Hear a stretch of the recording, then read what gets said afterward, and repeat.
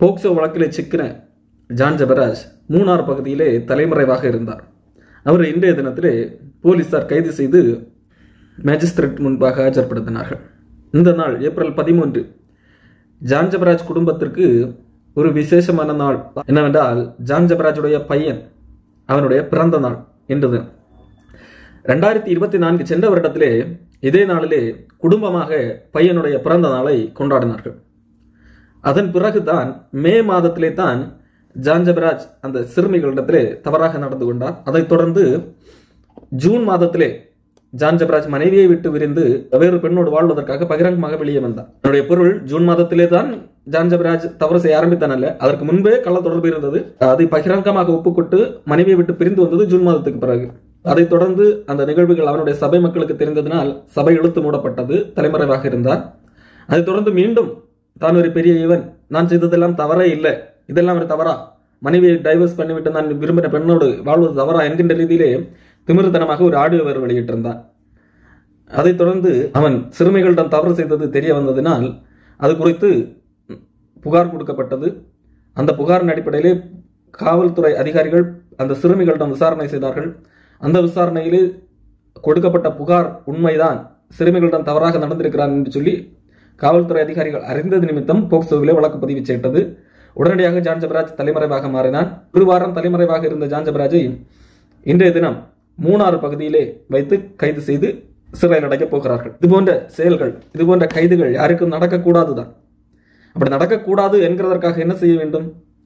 இவர்கள் செய்கிற தவறுகளை மூடி மறைக்க வேண்டும், அப்படித்தானே? அப்படி அல்ல, இதுபோன்ற தவறுகள் செய்யக்கூடாமல் இருக்க வேண்டும். தவறுகள் மூடி மறைக்கப்பட வேண்டியதல்ல, தவறுகள் செய்யப்படாமல் இருக்க வேண்டும். இதிலே ஜான் ஜெபராஜுக்கு உடந்தையாக பல பேர் உள்ளார்கள். அவர்கள் மனம் திரும்பினால் அவர்களுக்கு நல்லது. இன்றைக்கு ஜான் ஜெபராஜ் சிறைக்கு சென்றிருக்கிறார். சிறையிலே அவர் மனம் திரும்பலாம். இல்லை என்று சொன்னால் மேலும் தன்னுடைய நிலைமையை கெடுத்துக் கொள்ளவும் வாய்ப்பு இருக்கிறது. அவர் மனம் திரும்பினால் அவருக்கு நல்லது. வேளையிலே அவருக்கு உடந்தையாக இருந்தவர்கள் அநேகர் வெளியே இருக்கிறார்கள். அவர்கள் மனம் திரும்புவார்களா? அவர்கள் மனம் திரும்ப வேண்டிய அவசியம் இருக்கிறது. ஜான் ஜெபராஜின் தவறுகளுக்கு உடந்தையாக இருந்தது யாரெல்லாம்? முதலாவது காரணம் ஜான் ஜெபராஜ் தான். காரணம், ஜான் ஜெபராஜ் ஒரு நாளும் கிறிஸ்தவராக மாறவில்லை. அவர் ஒருவேளை கிறிஸ்தவராக மாறி இருந்தால், கிறிஸ்துவின் அன்பு என்ன என்பதை உணர்ந்திருந்தால் அவர் இந்த நிலைக்கு இன்றைக்கு சென்றிருக்க வேண்டிய அவசியம் இருக்காது. இரண்டாவது, ஜான் ஜெபராஜ் ஊழியம் என்று சொல்லி வந்தபோது ஆரம்பத்தில் அவரோடு கூட பழகின பெந்தேகோஸ்தே பாஸ்டர்மார்கள். ஜான் ஜெபராஜ் வேதாகம கல்லூரி படித்தார். அதன் பிறகு ஒரு பெந்தேகோஸ்தே பாஸ்டருக்கு கீழாக அசிஸ்டண்டாக இருந்தார். அன்றைக்கு அவர் பெந்தேகோஸ்தே பாஸ்டர்மார்களிடத்திலே கண்ட சில நிகழ்வுகள் தான் அவர் கிறிஸ்துவை வெறுப்பதற்கு காரணமாக மாறிட்டு. அன்றைக்கு பெந்தேகோஸ்தே பாஸ்டர்கள் ஜான் ஜெபராஜுக்கு இயேசு கிறிஸ்து யார் என்பதை தங்கள் வாழ்க்கை மூலமாக காண்பிக்கவில்லை. மாறாக அவர்கள் பாரபட்சமாக நடந்து கொண்டார்கள். அவர்கள் தங்களிடத்தில் இருந்த ஜாதி வெறியை ஜான் ஜெபராஜ் இடத்திலே காண்பித்தார்கள். ஜெபராஜ் ஆரம்பத்திலே ஊழியம் என்று செய்து கொண்டிருந்தார் அல்லவா, அன்றைக்கு அவருக்கு மேலாக இருந்த பெந்தேகோஸ்தே பாஸ்டர்களிடத்திலே ஜாதி வெறி இருந்தது. அவர்கள் திருமணத்திற்கு என்று சொல்லி இவனுடைய கேரக்டர் சரியில்லை, ஆகையால் என்னுடைய பெண்ணை திருமணம் செய்து தர முடியாது என்று சொன்னால் பரவாயில்லை. அல்லது நீ ஒரு கிறிஸ்தவன் அல்ல, ஆகவே கிறிஸ்தவன் அல்லாத உனக்கு என்னுடைய பெண்ணை திருமணம் செய்து தர முடியாது என்று சொன்னால் பரவாயில்லை. ஆனால் அவர் பெந்தேகோஸ்தே பாஸ்டர்கள் எதை காரணம் காட்டுகிறார்கள் தெரியுமா? உன்னுடைய ஜாதியும் என்னுடைய ஜாதியும் வேறு, நீ எங்களுக்கு ஒரு காலம் ஈக்குவலாக முடியாது என்கிறதை காரணம் காட்டி பெந்தேகோஸ்தே பாஸ்டர்மார்கள், அது பெந்தேகோஸ்தே பாஸ்டர்மார்கள் அல்ல, கிறிஸ்தவர்கள் என்கின்ற பலர் அதைத்தான் செய்து கொண்டிருக்கிறார்கள். ஆனால் ஜான் ஜெபராஜ் பாதிக்கப்பட்டது ஒரு பெந்தேகோஸ்தே பாஸ்டர்கள் நிமித்தமாக என்கிறதால் அப்படி சொல்கிறேன். அப்படி பெந்தேகோஸ்தே பாஸ்டர்களிடத்திலே காணப்பட்ட ஜாதி வெறி ஜான் ஜெபராஜை கிறிஸ்துவிடம் வராமல் இருக்க செய்தது. ஆகவே ஊழியம் என்று சொல்லி வந்த ஜான் ஜெபராஜ் ஒரு வருடத்திற்கு மேலாக கிறிஸ்தவத்தை விட்டு விலகுகிறேன் என்கிறபடி வீட்டில் ஒரு சிறைப்பறவை போல காணப்பட்டார். அதன் பிறகுதான் பாசுக்காக அவர் தன்னுடைய இசைத்திறமையை மீட்ட ஆரம்பிக்கும் போது அவர் சில பாடல்கள் எழுதினார். அந்த பாடலை கேட்டு அவருடைய குடும்பத்தார் உற்சாகப்படுத்த அந்த பாடல்களை வெளியிட ஆரம்பித்தார். அது நிமித்தம் அவருடைய புகழ் கொஞ்சமாக வெளியே வர ஆரம்பித்தது. மோகன் சிலாசரஸ் ஜான் ஜெபராஜுடைய திறமை அங்கீகரித்தார். அவருடைய மேடையில் நிறுத்தி ஜான் ஜெபராஜை கௌரவப்படுத்தினார். ஆனால் ஜான் ஜெபராஜுக்கு மேலும் என்னது பல இடங்களிலே கசப்புகள் ஏற்பட்டது. திருநெல்வேலியில் உள்ள பெரிய போதகர் எனப்படுகிறவர் ஜான் ஜெபராஜை தன்னுடைய மேடையிலே கூப்பிட்டு அவமானப்படுத்தினார். இப்படி ஜான் ஜெபராஜ் பல பெந்தேகோஸ்தே பாஸ்டர்களால் ஆரம்ப கட்டத்திலே அவமானப்படுத்தப்பட்டுள்ளார். ஜாதி ரீதியாக தவறாக நடத்தப்பட்டுள்ளார். ஆகவே அவருக்கு எது சரியான கிறிஸ்தவம் என்று சொல்லி விளங்காமல் போனது. இப்படிப்பட்டவர்களை பழிவாங்க வேண்டும். என்னை யாரெல்லாம் வெறுத்தார்களோ, என்னை யாரெல்லாம் ஒடுக்கினார்களோ, இவர்கள் மத்தியில் இவர்களை வெட்கப்படுத்தத்தக்கதாக இவர்களுக்கு மேலாக நான் வளர வேண்டும் என்கின்ற ஒரு ரிவெஞ்ச் மோடுக்கு ஜான் ஜபராஜ் சென்று விட்டார். ஆகவே தனக்கென்று ஒரு பாணியை உருவாக்கி அதன் மூலமாக இளைஞர்களை கவர்ந்து இளைஞர்களை தன் பக்கமாக இழுத்து தான் பெரிய ஆளாக முடியும், யாரெல்லாம் தன்னை கீழாக நினைத்தார்களோ அவர்களுக்கு முன்பாக வாழ்ந்து காண்பிக்க வேண்டும் என்கின்ற ஒரு மோட்டிவுக்கு வந்து விட்டார். அந்த விதத்திலே ஜான் ஜபராஜ் தான் நினைத்த காரியத்திலே வெற்றியும் பெற்று விட்டார். ஜான் ஜபராஜுடைய புகழ் வேகமாக பரவ ஆரம்பித்தது. ஜான் ஜபராஜ் தவறான ஒரு பாதைக்கு செல்வதற்கு காரணமே அன்றைக்கு ஜான் ஜபராஜை நடத்தின பெந்தேகோஸ்தே பாஸ்டர்கள். ஆகவே இந்த இப்படிப்பட்ட பெந்தேகோஸ்தே பாஸ்டர்மார்கள் மதவாதிகளாக காணப்படுகிறவர்கள் முதலாவது மனம் திரும்ப வேண்டும். இவர்கள் நிமித்தமாகவே அநேகர் கிறிஸ்துவை காண முடியாமல் கிறிஸ்தவத்தை தவறாக புரிந்து கொண்டு கிறிஸ்துவனிடத்திலே வராமல் இருக்கிறார்கள். கிறிஸ்துவனுடைய அன்பை ருசிக்காமல் கிறிஸ்தவத்தை தங்களுக்கு தூரமாக்கிக் கொள்ளுகிறார்கள். இரண்டாவது, ஜான் ஜபராஜுடைய இந்த நிலைமைக்கு காரணம் போலி கிருபை உபதேசிகள். தன்னை சிறுமைப்படுத்த நினைத்தவர்களை வெட்கப்படுத்த வேண்டும் என்று சொல்லி ஒரு ரிவெஞ்ச் மோடில் இருந்த ஜான் ஜபராஜ் செல்லுகின்ற பாதை கொஞ்சம் தவறாக இருந்ததினால் ஜான் ஜபராஜுக்கு சில வெறுப்புகள் நேர்ந்தது. ஜான் ஜபராஜ் மேடையிலே மரியாதை கட்டதனமாக பேசுவதும் ஆடுவதும் பலருக்கு பிடிக்காமல் போனது. அது கிறிஸ்தவத்துக்கு ஏற்புடையது அல்லவே என்கின்ற ரீதியிலே காணப்பட்ட போது ஜான் ஜபராஜுக்கு தவறான ஆலோசனை கொடுத்தவர்கள் போலி கிருபை உபதேசிகள், தங்களை கிருபை உபதேசிகள், புதிய உடன்படிக்கை சபைகள் என்று சொல்லக்கூடிய இந்த ஜஸ்டின் போன்றவர்கள், கேரளாவிலே டிஜோ தாமஸ் என்கிறவர்கள். ஜான் ஜபராஜுக்கு முதலில் கிடைத்தது இந்த டிஜோ தாமஸுடைய நட்பு துபாயிலே வைத்து. இந்த டிஜோஸ் தாமஸ் என்கிறவன் ஒரு விபச்சாரக்கெல்லாம் அவன் ஏற்கனவே பல தவறான வாழ்க்கை முறையிலே வாழுகிறான். அதை குறித்து ஏற்கனவே ஒரு வீடியோ போட்டிருக்கிறேன் ஆதாரத்தோடு. அப்போ இப்படிப்பட்டவர்களுடைய தொடர்பு கிடைக்கும் போது கடவுளுடைய கிருபையை ஜான் ஜபராஜ் தவறாக புரிந்து கொண்டான். கடவுளுடைய கிருபை ஜான் ஜபராஜுக்கு தவறாக போதிக்கப்பட்டது. யூதா சொல்லுகிறபடி தேவனுடைய கிருபையை காம விகாரத்துக்கு ஏதுவாக புரட்டுகிறவர்கள் ஒன்றான ஆண்டவராகிய தேவனையும் நம்முடைய இரட்சகராகிய இயேசு கிறிஸ்துவையும் மறுதலிக்கிறவர்கள், பக்க வழியாக வந்தவர்கள். இப்படிப்பட்டவர்களுடைய தொடர்பு ஜான் ஜபராஜுக்கு புது உத்வேகத்தை குறைத்தது. போகிற பாதை சரி என்கிறது போல ஜான் ஜபராஜை சிந்திக்க வைத்தது. மட்டுமல்ல, தான் போகிற பாதையை விட மோசமான பாதைக்கு ஜான் ஜபராஜை அழைத்து சென்றது.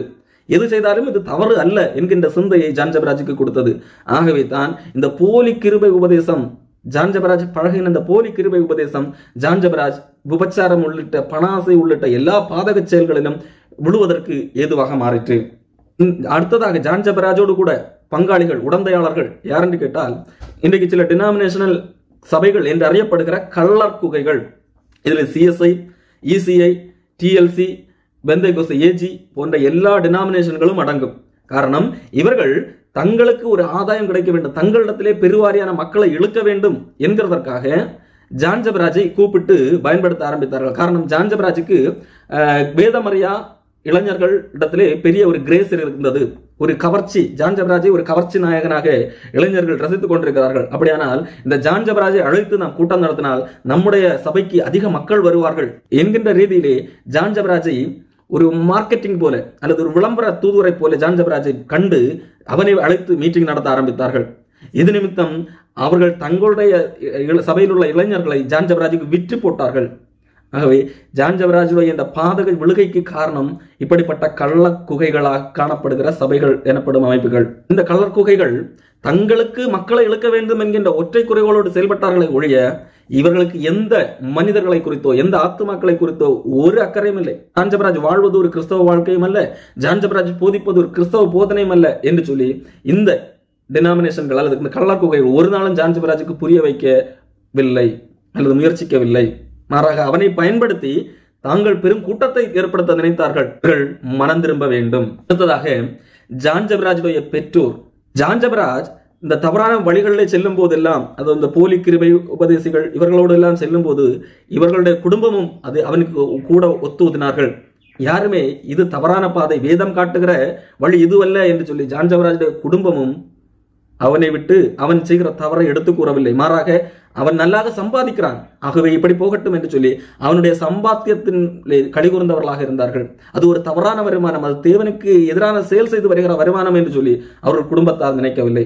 மட்டுமல்ல, ஜான் ஜபராஜுடைய அப்பா அம்மா குடும்பம் மிகவும் கேடுகட்ட குடும்பமாக இருக்கிறது.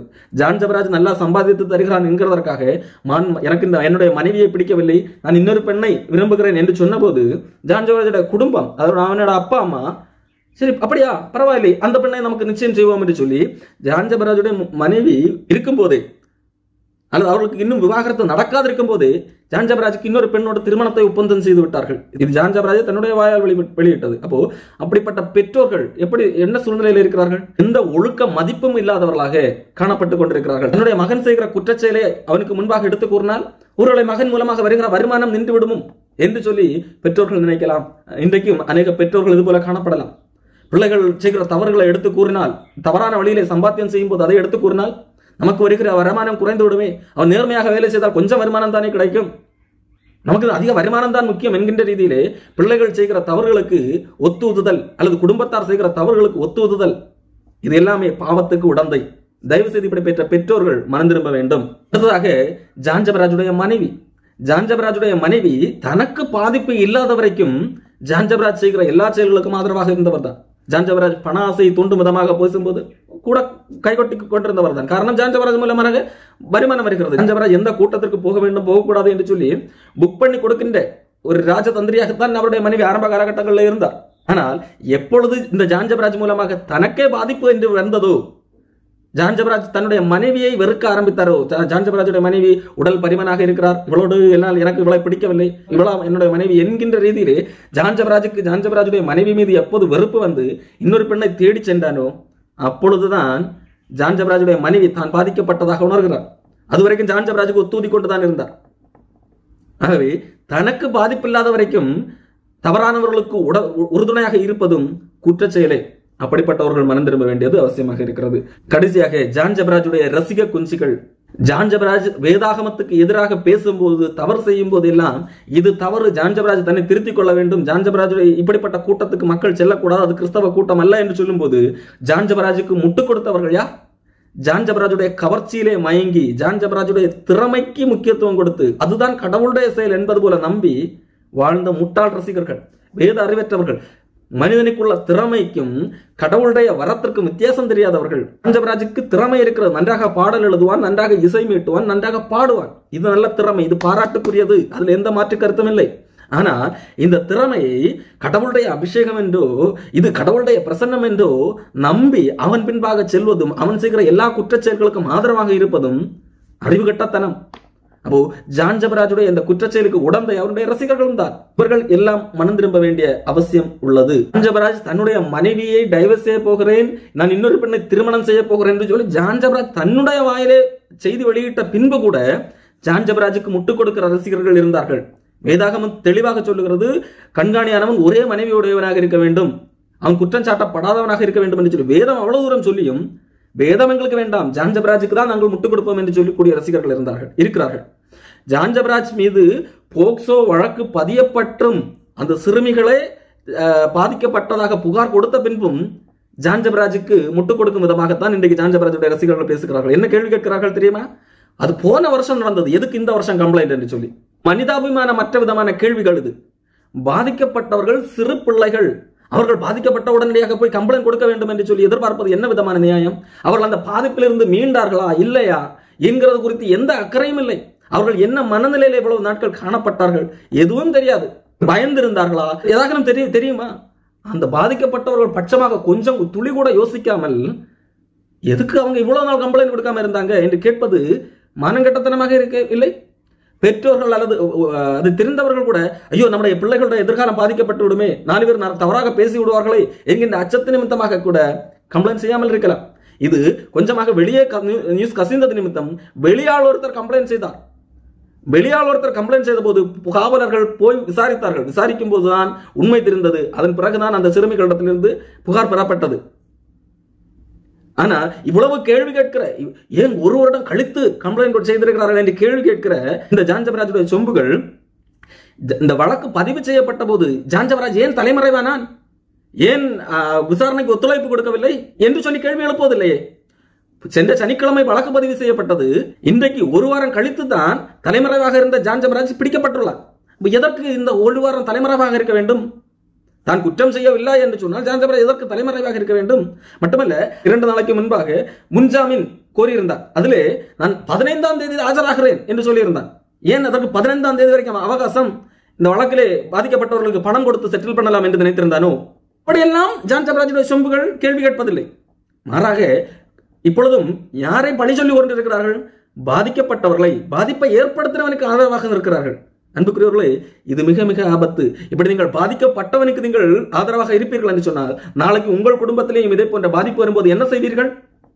உங்கள் குடும்பத்திற்கும் இதே போல ஜான் ஜெபராஜ் போன்ற ஒருத்தனால் பாதிப்பு வருகிறது, உங்கள் வீட்டில் உள்ள பிள்ளைகளுக்கு ஒரு பாதிப்பு வருகிறது என்று வரும்போது நீங்கள் என்ன எப்படி காணப்படுவீர்கள்? கொஞ்சம் சிந்தித்து பாருங்கள்.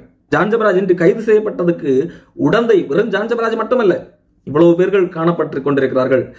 ஜான் ஜெபராஜின் ஆரம்ப காலகட்டம் தொட்டு இன்றைக்கு வரைக்கும் பல்வேறு விதமான நபர்கள் பல்வேறு விதங்களிலே காரணிகளாக இருந்திருக்கிறார்கள். ஜான் ஜெபராஜ் இந்த செய்த தவறுக்கு சட்ட ரீதியாக தண்டனை பெறப் போகிறான்.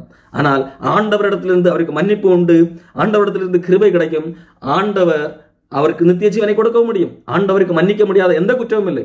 ஆனால் ஜான் ஜெபராஜ் இப்பொழுதாகிலும் மனம் திரும்ப வேண்டும். கடவுள் யார் என்கின்ற உண்மையை, கடவுள் எதற்காக இங்கே வந்தார் என்கின்ற உண்மையை புரிந்து கொள்ள வேண்டும். பணக்காரனாக்குவதற்காகவோ இங்கே நான் ஆடம்பர என்னுடைய வளர்ச்சியை கண்டு பொறாமை என்று சொல்லி அப்படிப்பட்ட வளர்ச்சியை தருவதற்காக ஆண்டவர் இங்கே வரவில்லை. மாறாக பாவத்திலிருந்து விடுதலையாக்கும்படியாக வந்தார், பரிசுத்தமாக்கும்படியாக வந்தார். இதை ஜான் ஜெபராஜ் உணர்ந்து கொண்டால், சிந்தித்து பார்த்து உணர்ந்து கொண்டால், ஜான் ஜெபராஜுக்கு கடவுள் வாழ்வு கொடுப்பார். இந்த உலகத்திலே அவர் செய்த தவறுக்கு தண்டனை அனுபவிக்கலாம். தாவீது இந்த உலகத்திலே தவறு செய்ததுக்கு இந்த உலகத்திலே தண்டனை கிடைத்தது. ஆனால் ஆண்டவர் சொன்னார், இவன் என் இருதயத்துக்கு ஏற்றவன் என்று சொல்லி. ஜான் ஜெபராஜ் மனம் திரும்பினால் ஆண்டவர் சொல்லுவார், இவன் என் இருதயத்துக்கு ஏற்றவன் என்று சொல்லி. ஆகவே ஜான் ஜெபராஜ் மனம் திரும்பினால் நலமாக இருக்கும். ஜான் ஜெபராஜுடைய இந்த தவறுக்கு உறுதுணையாக இருந்தவர்கள், பெந்தெகோஸ்தே பாஸ்டர்கள் முதல் போலி கிருபை உபதேசிகள், கள்ளர் குகைகளாக காணப்படுகிற சபைகள், அவர்களுடைய பெற்றோர்கள், மனைவி, அவர்களுடைய ரசிகர்கள், இவர்கள் எல்லாரும் மனம் திரும்ப வேண்டியது அவசியமாக இருக்கிறது. காரணம், இவர்கள் ஒருவருக்கும் கடவுள் யார் என்பது தெரியவில்லை. கடவுளை தவறாக காண்பித்துக் கொண்டிருக்கிறார்கள். ஆகவே இப்படிப்பட்டவர்கள் மனம் திரும்ப வேண்டும். ஒருவேளை இந்த வீடியோவை பார்க்கிறவர்கள் இப்படிப்பட்ட நபர்கள் வரிசையிலே காணப்படுவீர்கள் என்று சொன்னால், நீங்கள் மனம் திரும்ப வேண்டியது அவசியமாக இருக்கிறது. மனம் திரும்பினால் கடவுளுடைய கிருபை உங்களுக்கு கிடைக்கும், நித்திய ஜீவனை அருள்வார்.